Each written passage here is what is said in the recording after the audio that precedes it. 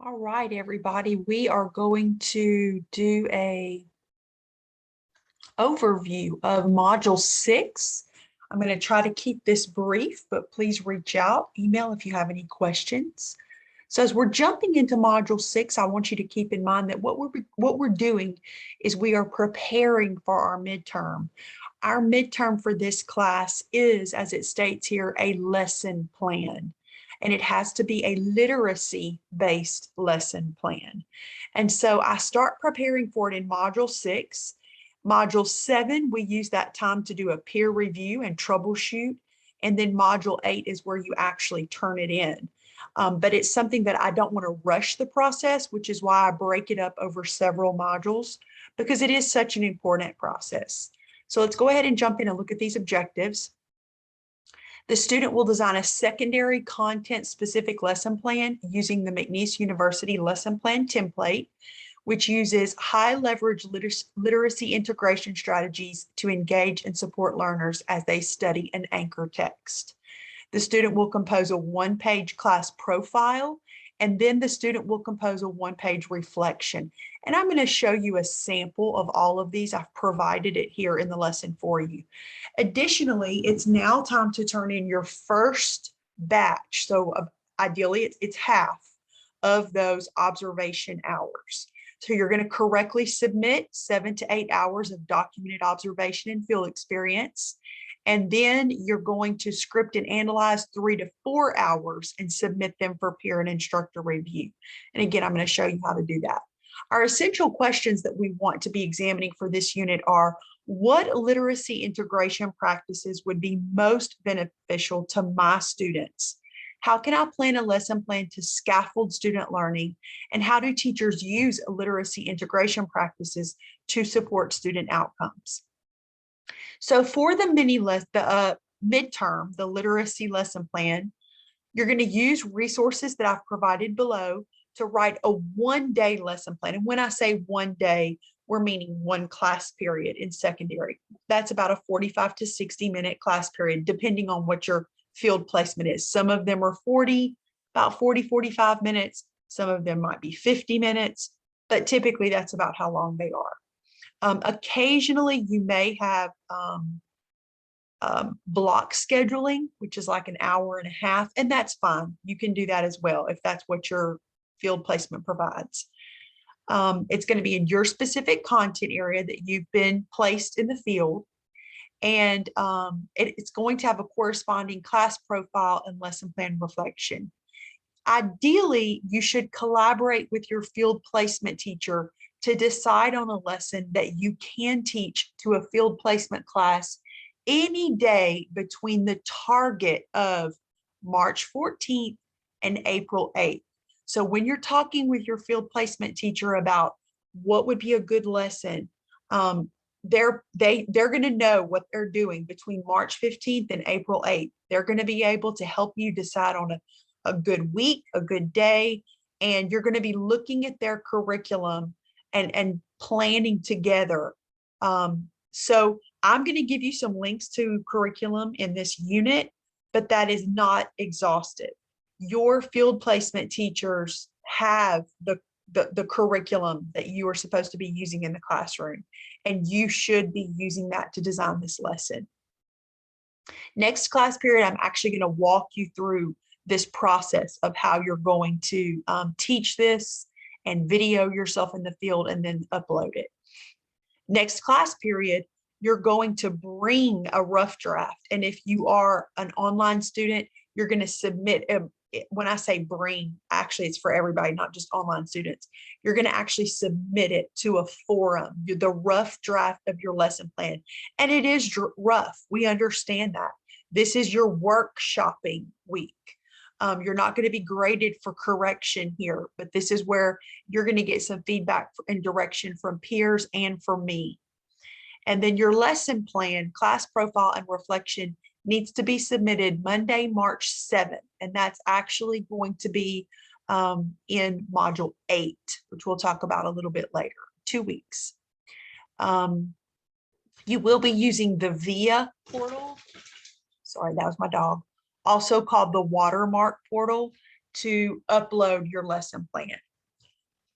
So you've got a midterm lesson plan, class profile and reflection assignment right here.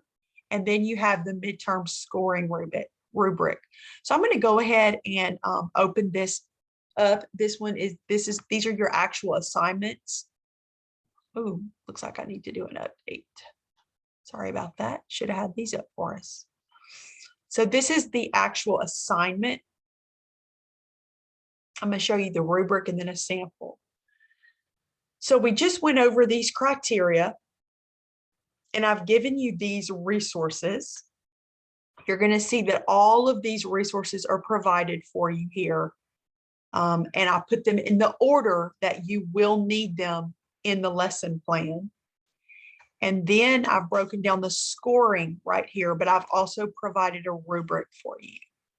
So let me go back to that. And then the scoring rubric is right here.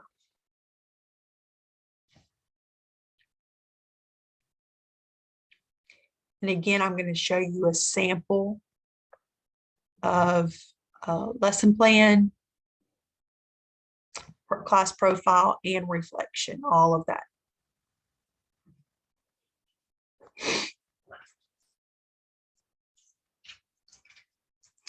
This is the rubric for the lesson plan.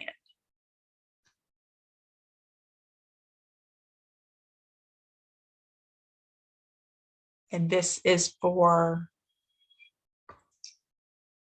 the class profile and text selection. And this green is the reflection of the lesson plan experience. And then this is where we would put the scoring for it. All right, so let's go back. So that's your assignment, that's your rubric. And I want you to see here, this is a blank template for the lesson plan. And then this one has instructions. So the first one is the one you're supposed to be typing in, but the second one is incredibly helpful when it comes to instructions. So I'm going to open that one up. And then I want you to imagine that the blank one is not going to have that commentary in it. A lot of times students don't realize that there's a blank one there, and they type with all this stuff in it, and you don't need to do that. So of course you would fill out this top portion, and then this is the same lesson plan format that you actually use in 317, 318, your planning course. This is the one that Dr. OJ walks you through. And so this is the lesson plan, and for every single portion of it, it's giving you some guidelines about what you're supposed to be doing to fill in this blank. There are also links here throughout the lesson plan, color coding, and it walks you step by step through introduction, framing the lesson, motivation, introduction, hook. Okay. All right, so that's that part. And these are the resources. I've linked them all here for you, and they're in the order that they appear in the lesson plan. So that'll be easy for you to use. Then I included this activity. So you can work with a peer or independently to mock score the sample lesson plan that I've provided below using the lesson plan rubric, and then check your answers with the key that's provided at the end of the sample. This activity is really meant to help you understand and break down each part of the lesson plan and help you understand the language of the rubric. You're going to be able to really see the details of the lesson plan and an example, a sample one that's done for you. Then there's a pre-planning Foursquare. It's an optional tool that you can use to start planning your lesson plan. Remember, you must teach the lesson a lesson in the field. It doesn't actually have to be this one. You can teach any lesson in the field, but you must teach a lesson in the field. So I recommend, just to save time and energy for yourself, use this midterm lesson plan opportunity to collaborate with your field placement teacher about one that you can actually teach in the field. A lot of people say, Miss Benoit, I wasn't actually able to get with my teacher in time to collaborate on this midterm. Can I just write a great lesson plan that I think would work for my content area. So for example, let's say that you are placed in an English 1 class, or you are placed in an Art 2 class or something like that. Well, maybe you weren't able to get with your teacher in time to do this midterm, to collaborate with that field placement teacher. That's okay. You can still write the lesson plan. And then whatever you teach in the field, it just might not be this lesson plan. It might be something different. So you need to keep that in mind. But yes, that is okay to do. So here's the sample. And remember, you're going to be using I can't find it. I think I already closed it, but you're going to be using that lesson plan rubric. And then when you bring this lesson plan up, it's going to have everything for you here. It's going to start out with the filled in lesson plan. And so notice it's got everything's filled in on the lesson plan. So this is a completed sample. It's for grade 9. This is an algebra class. And so here are objectives, standards, cross-disciplinary work.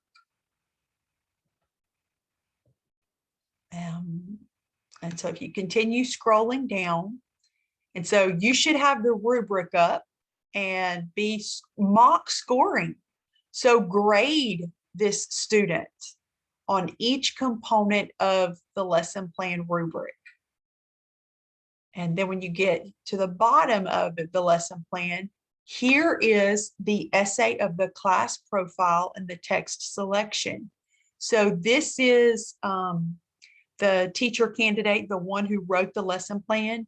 This was her class profile. So the students that she was teaching for this lesson plan, and how she chose the text. Remember, it's a literacy-based lesson plan. So basically it's who were her students, what grade, what kind of students, what were some of their learning needs, and then what was the text selection? Why did she pick that text? Why was it a good match for those students and the learning outcomes that they needed to achieve? And then the next thing is, after she's written the lesson plan and the class profile, then she reflects on the lesson planning experience. And this is a sample of what that means, and it is spelled out on the rubric. So now you would check yourself. So this is the key, and this is all of the scoring, which I won't go through all of that, but this is the key and the scoring, and it gives you the score, the whole deal. So that's here for you to be able to dive into that lesson plan so that you can understand what's required of you. And again, the pre-planning Foursquare is optional. You're not going to have to turn it in anywhere, but it just might help you brainstorm and get your ideas together. Now we're going to jump into the observation field experience hours. This is a halfway mark, actually, which is pretty cool. So by Sunday, February 20th, or if it says a different date on Moodle, you follow whatever the date says on Moodle. But by Sunday, by 11 p.m., you need to turn this in. So you will need to attach your 2 forms to the discussion board dialog box. You're going to submit your field experience data form with 7 to 8 documented hours, and you're going to submit your scripted notes for 3 to 4 of these hours. So you're going to pick, okay, 7 to 8 total, and then 3 to 4 of those hours. Please see Module 1's video on how to document, script your observation notes. These observation notes must be typed for this assignment, so I'm not going to accept pictures of your handwritten notes. In your observation notes, you need to highlight examples of all literacy integration strategies and methods in the highlighter color of your choice. Yellow or light blue are preferred. And then I sometimes have students develop keys. They're like noticing different types of literacy strategies or different integration methods. That's not required. You don't have to do that, but I have had people do that before. Lastly, next to each highlighted example, you must put an explanation of what the literacy strategy or method is and how it is supporting student engagement and learning outcomes. You will then respond to a peers discussion thread that hasn't been commented on. So try, when you go and you look at the board, try to pick someone who has not been commented on yet. And I know sometimes everybody's already been commented on, and that's fine. Just pick someone with the fewest ones. I just want to make sure everybody's getting feedback on their observations. And you're going to do that by Monday. And so here are the 3 questions that you need to cover in your feedback. If you could get feedback on their scripted note taking for their observation hours, what would it be? Did they follow the directions, expectations? If they didn't, how could it be improved? Did their scripting make sense? Could you follow their scripted notes as if you were in the class? If not, explain what they could do to clarify their notes. Was the highlighted section within their notes correctly identified? Did the explanation justify their color coding? Explain your answer. And were there any places they missed or maybe they did not highlight that were examples of literacy integration? The total assignment is worth 50 points for both the uploading of the documents as well as the responses. And there is a rubric provided on Moodle for you to see that.